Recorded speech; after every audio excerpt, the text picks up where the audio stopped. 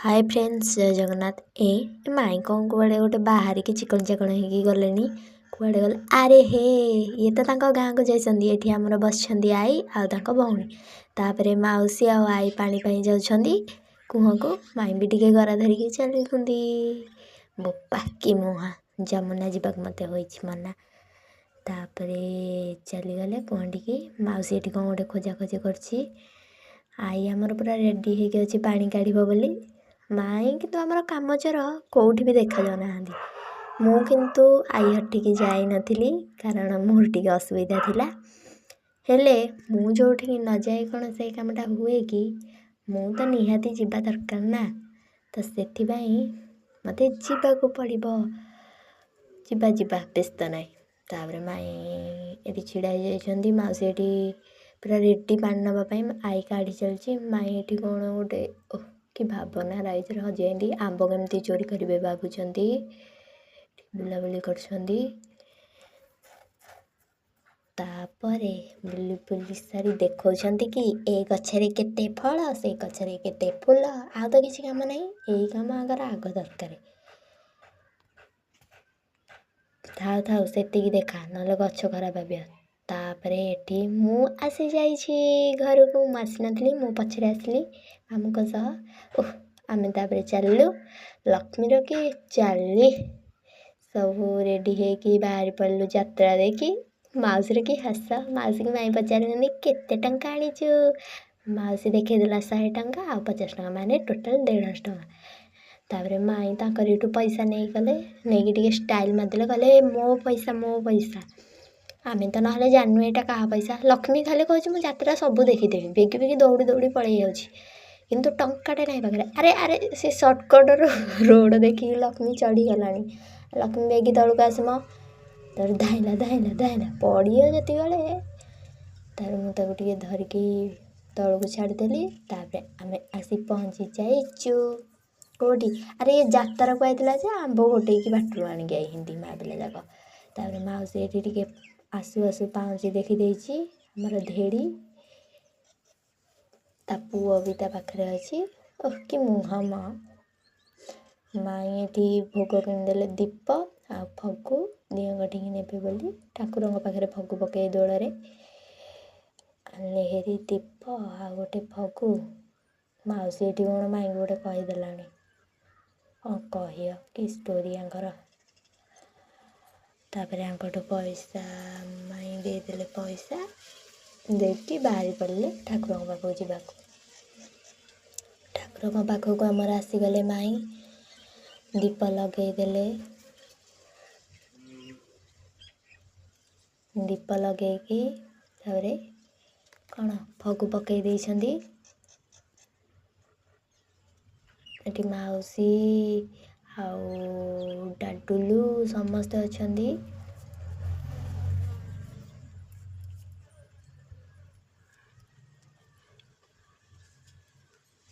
तापरे मुंडिया मारिदेले आसिकी माई आमर तलू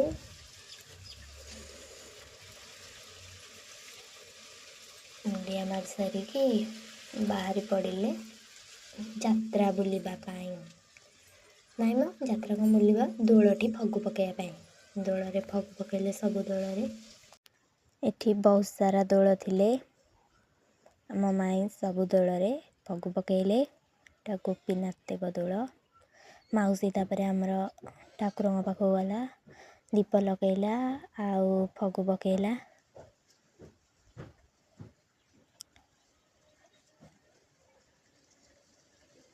दीप टे बुले देइछि ठाकुर पाखरे तापरे फगु पकईला पैसा देला तापरे ठाकुर को दक्षिणा तापरे आसला मुंडिया माइला तापरे घर को नहीं मो यात्रा बुला लक्ष्मीकर जो एंट्री हुए खाली तो धूली उड़ी एठी आमर दोल फगु पका सरीनी आहरी दोल चलची फगु पकिया माई आमर फगु पकईया चलई मौसी तापर एठी दोल टिके फगु पकईदेला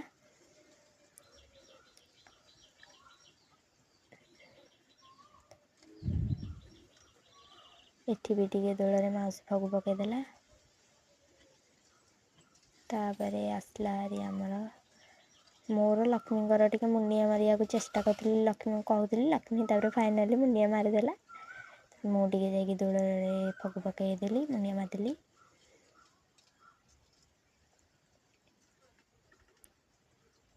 ଦେଖୁନାହାନ୍ତି 5 ଟଙ୍କାରେ କେତିକି ଫଗୁ ଦେଇଛନ୍ତି।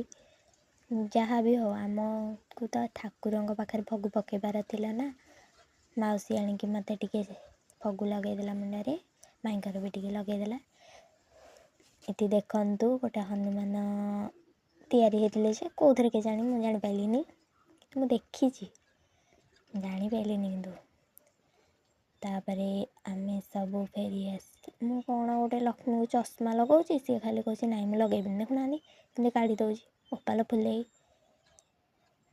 ଇଏ ହେଲେ ମାଇଁଙ୍କ ସାଇଦିଅଁ ଦୋଳ, ଜାଗେଶ୍ୱରୀ ମା। ମାଇଁ ଏଠି ଟିକେ ଫଗୁ ପକାଇକି ମୁନିଆ ମାରିଦେଲେ। ତାପରେ ଆସିଲେ ହେରି କେତେ ସାରା ଦୋଳ।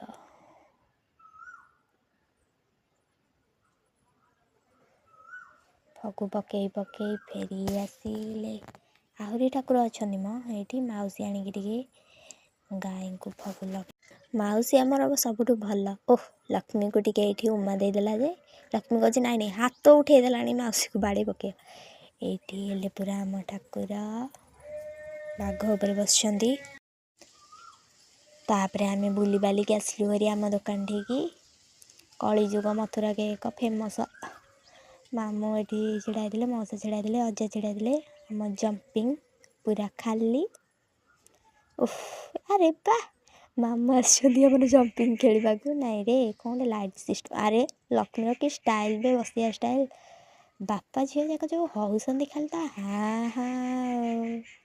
ମାଉସୀ ଟିକେ ଏଠି ବସି ପଡ଼ିଛି, କ'ଣ ଗୋଟେ କହୁଛି ମନେ ମନେ ଯେ ଭୟ କରିକି ମୋତେ କହିପାରୁନି ଆଉ। ବାବୁନା ଟିକେ ଲକ୍ଷ୍ମୀ ସହିତ ଖେଳିବ ବୋଲି ଚଢ଼ୁଛି, କିନ୍ତୁ ସେଇଠି ଅଛି, ଆସିପାରୁନି। ଲକ୍ଷ୍ମୀ ତାକୁ ଦେଖି ପୁରା ଉଚ୍ଛନ୍ନ। ଏଠି ଗୋଟେ ଝିଅଟେ ଚଢ଼ିକି ଖେଳୁଥିଲା ଲକ୍ଷ୍ମୀ ପାଖରେ। ଲକ୍ଷ୍ମୀକୁ ସେ ଉଠେଇବାକୁ ଚେଷ୍ଟା କରୁଛି, ଉଠେଇ ବି ଦେଉଛି, ହେଲେ ସିଏ ଯେତେବେଳେ ଜମ୍ପ କରୁଛି ଲକ୍ଷ୍ମୀ ପଡ଼ିଯାଉଛି। ଦେଖୁନାହାନ୍ତି, ସେ ଜମ୍ପ କଲା ମାନେ ଲକ୍ଷ୍ମୀ ହେଇଠି ଗଳି ପଡ଼ିଛି। ଆରେ ବା, 5 ଷ୍ଟାର୍ ହୋଟେଲ ବାଲା ଆସିଛନ୍ତି ଦେବାକୁ। କି ହସ ନଥିଲେ ତ ଦୋକାନରେ ମାଉସୀ ହଙ୍ଗା, ଆସିଲେ ନେବା ପାଇଁ। ମୋ ମାଇଁ ଏଠି ଦେଉଛନ୍ତି, ମାମୁଁ ସେଠି ତାଙ୍କୁ ବତାଉଛନ୍ତି କ'ଣ କେତିକି ଦିଆହେବ। ସେ ଦେଉଛନ୍ତି, ମାମୁଁ ପୁରା ହସି ହସି ଗଡ଼ିଗଲେଣି।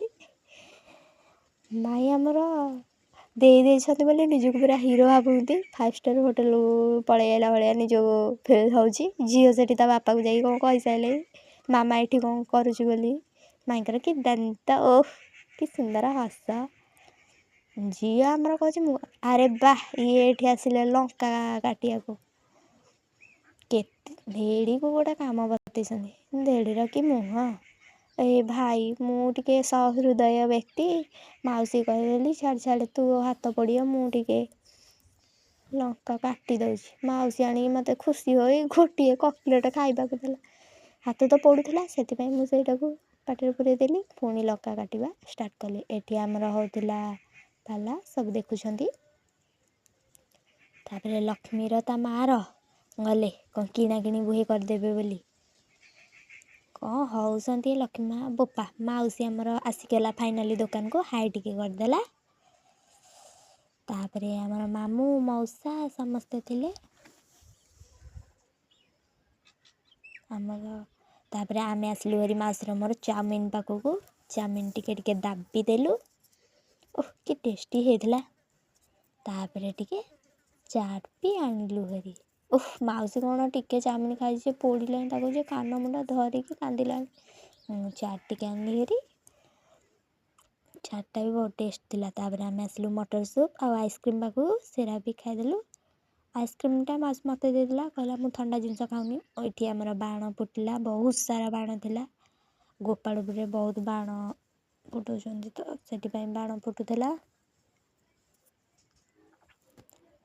ସୁନ୍ଦର ଦେଖାଯାଉଥିଲା, ଅତି ସୁନ୍ଦର। ଗଛ ପାଖରେ ଅଛି ନା, ଗଛ ଉପରେ ଫୁଟୁଛି ବାଣଟା, ସେଥିପାଇଁ ଭଲ ଦେଖାଯାଉନି। ସେଥିପାଇଁ ମୋତେ ଟିକେ ବାହାରକୁ ଯିବାକୁ ପଡ଼ିବ। ସେଥିପାଇଁ ମୁଁ ଆସିଲି ହେରି ପୁରା ବାହାରକୁ। ଦେଖନ୍ତୁ ଏବେ ଖୋଲା ଆକାଶରେ ବାଣ ଗୁଡ଼ା କେତେ ସୁନ୍ଦର ଦେଖାଯାଉଛି। ଓଃ, ବଢ଼ିଆ ସୁନ୍ଦର। ପୁରା ଆକାଶରୁ ତାରା ଖସିଲା ଭଳିଆ ଦେଖାଯାଉଛି ନାଇଁ? ଓଃ, ଏଇଟା ହେଲା ଲାଲ କଲର୍ ତାରା, ଏଇଟା ଧଳା କଲର୍ ତାରା।